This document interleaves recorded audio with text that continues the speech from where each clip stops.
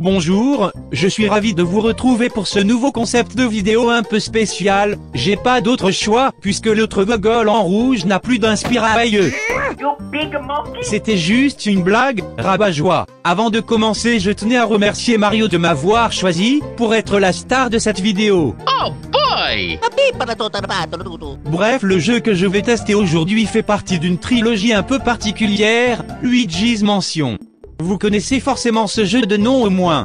Luigi's Mansion, premier du nom, met en scène Luigi, qui doit sauver son frère des fantômes avec un aspirateur. Alors pourquoi je vous parle du 2, et non du 1 si il est plus connu? Tout simplement parce que la communauté trouve le deuxième moins bon que l'ancien. Pour résumer, c'est bon. Commençons ce test. Et pourquoi ça marche pas cette de jeu? What are you doing? What's going on here? Oh,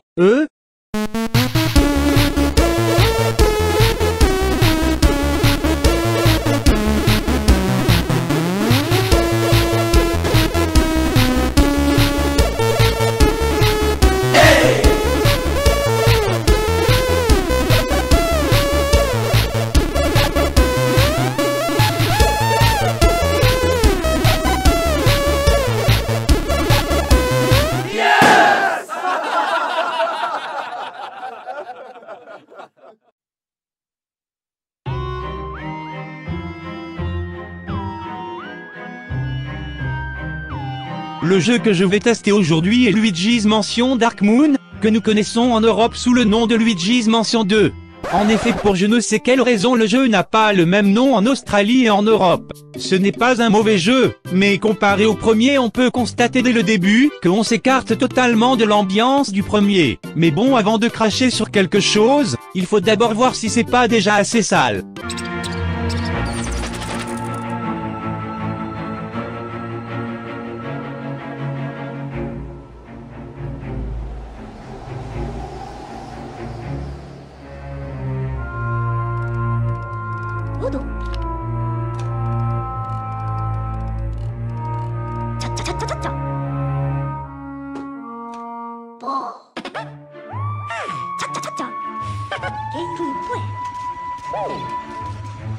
On n'a même pas commencé à jouer qu'on peut déjà dire notre premier pourquoi.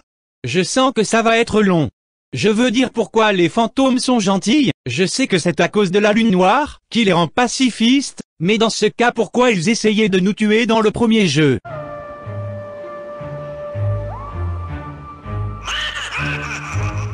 On a à peine commencé et on sait déjà qui est l'antagoniste. Du coup, comme je peux pas briser le quatrième mur, j'imagine que ça fait de moi le complice du méchant. Bref, donc après que le roi Boo a détruit un morceau d'améthyste qui flottait dans le ciel, les fantômes perdent leur pupille pour montrer qu'ils sont pas gentils du tout. Quoi? Attendez une minute.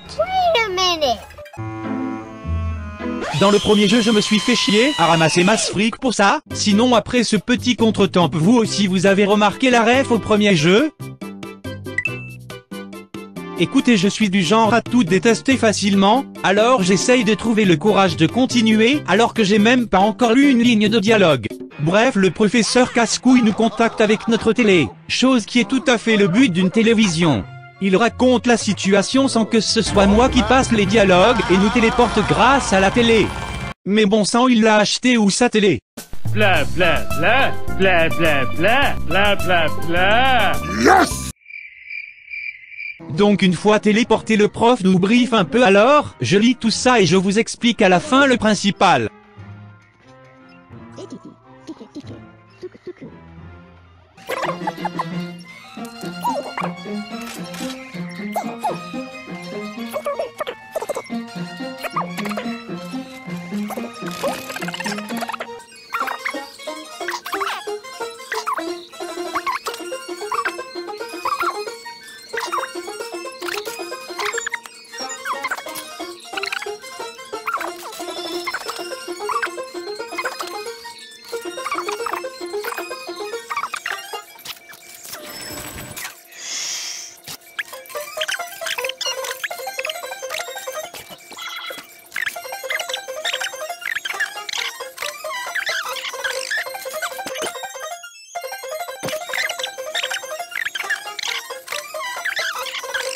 Bordel de...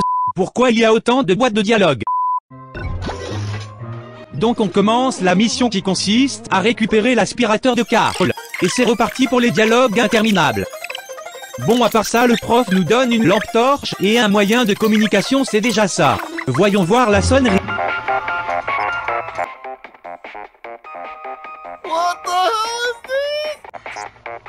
Bon, je ne ferai aucun commentaire là-dessus, et commençons le gameplay.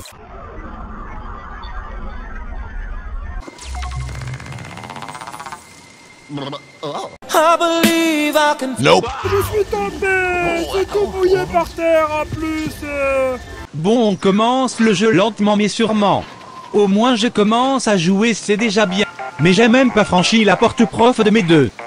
Hein? Bon, au moins c'était pour me dire un truc utile. Maintenant je peux courir avec B. Je vais pas trop m'attarder sur la logique, mais par exemple je pourrais vous dire que si je regarde pas par cette fenêtre, la souris qui est cachée ne sortira pas, ce qui fait que je ne pourrai pas récupérer la clé qui est attachée à sa queue.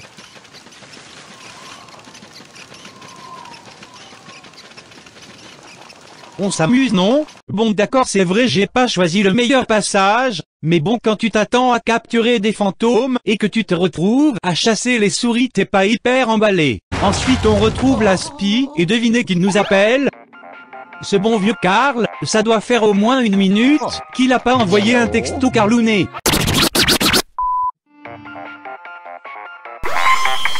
J'avais jamais remarqué, mais quand on regarde de plus près, en fait, quand on appuie sur la touche R, qui permet d'aspirer, ça change l'embout de l'aspirateur comme ça. Ma question est la suivante. Ça marche comment?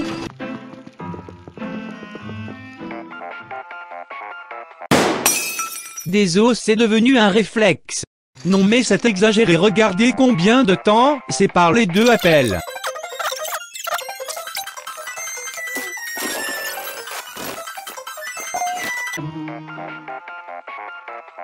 Et en plus, c'est presque pour dire la même chose. Chose stupide et intéressante, les fantômes ne peuvent pas traverser tous les murs, mais peuvent par contre faire traverser des objets normaux à travers. Bref, ensuite la mission se finit, et on range les fantômes non dans des tableaux, comme dans le 1 mais dans une chambre forte.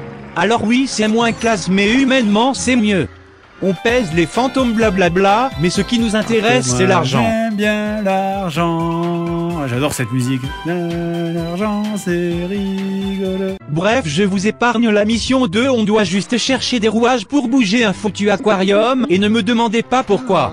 À la place, je vais plutôt vous montrer ce qu'on peut trouver d'intéressant, ou non dans ce jeu. Les contrôles sont super, rien à redire là-dessus, la musique super, par contre faut qu'on m'explique la 3D, parce que soit je me suis trompé en la mettant, quand bien même il faut juste bouger un bidule, soit c'est nul, mais de toute façon ça le fait pas que sur ce jeu, c'est plus une idée pourrie. On peut retrouver quelques petites choses du premier jeu comme les portes piégées par exemple. Toc toc. Oui, c'est qui? C'est la porte. Il y a aussi les clés, qui font la taille de ton perso quand tu les récupères, et qui rétrécissent quand tu les utilises. Et enfin une bonne nouvelle dans ce jeu, je n'ai croisé aucun taux. Oh. Quoi? Attends, qu'est-ce que ça veut dire? Bon, à part ça, faut qu'on m'explique. Si le prof peut me téléporter là où il y a des caméras, pourquoi au début, il nous a téléporté dehors sous la pluie? Il l'a fait exprès, c'est ça?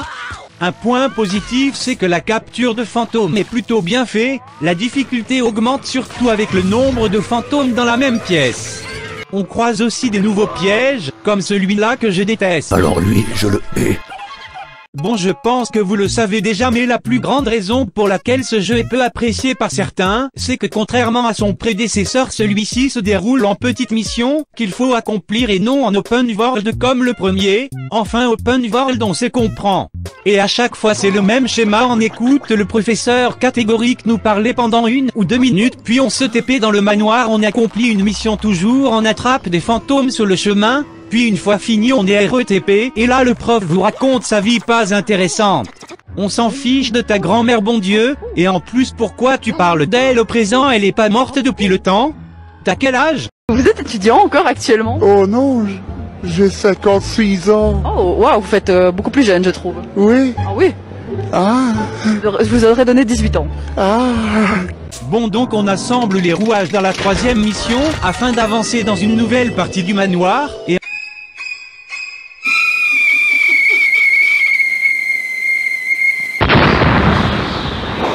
Bref, le boss de cette zone est une araignée géante. Waouh, quelle originalité, mais passons. Une fois qu'on a capturé le fantôme caché à l'intérieur de cette horreur à 8 pattes, on récupère... Ah mais oui, c'est vrai, tout ça est tellement débile que j'ai oublié de vous dire pourquoi on fait tout ça. En fait, on cherche des morceaux de lune fragmentés, pour permettre au fantôme de redevenir gentil. D'ailleurs, le fragment que j'ai récupéré, me permet maintenant d'avoir accès à un nouveau manoir. Mais comme vous vous en doutez, je n'ai même pas parlé de la moitié du jeu, et je ne pourrai évidemment pas tout dire, alors à la place je vais plutôt vous montrer les boss incroyables de chaque zone, qui sont donc une araignée géante, un escalier, une horloge et U. En fait, je sais pas vraiment ce que c'est que ce truc. Ah, et aussi, Mario s'est fait capturer encore, mais ça c'est pas important vu que c'est dit que vers la fin, et Luigi et le prof ont enfin découvert qui est l'antagoniste de ce jeu. Alors là, je suis étonnée. Sinon, au niveau du gameplay, je vous ai pas tout dit, il y a eu des trucs entre temps, par exemple le révéloscope qui permet de voir l'invisible, ou alors les portastrophes, qui permettent de se téléporter.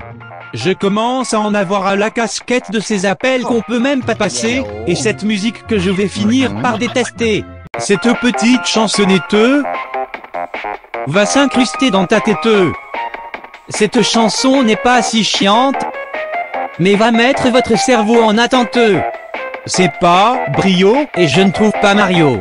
On passe maintenant au manoir, et c'est tout pour ma poire. Si mal organisé c'est bête, on passe de la cuisine à la bibliothèque. Et puis ce manoir est gigantesque, 3 heures pour aller aux toilettes. C'est pas Rio, mais je ne trouve pas Mario. Je ne sais comment appliquer cet appareil sophistiqué. Il faut jamais se laisser aller. Surtout quand tu montes les escaliers.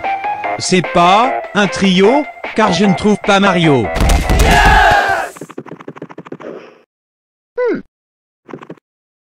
Oh, mamma mia, tutto preparato.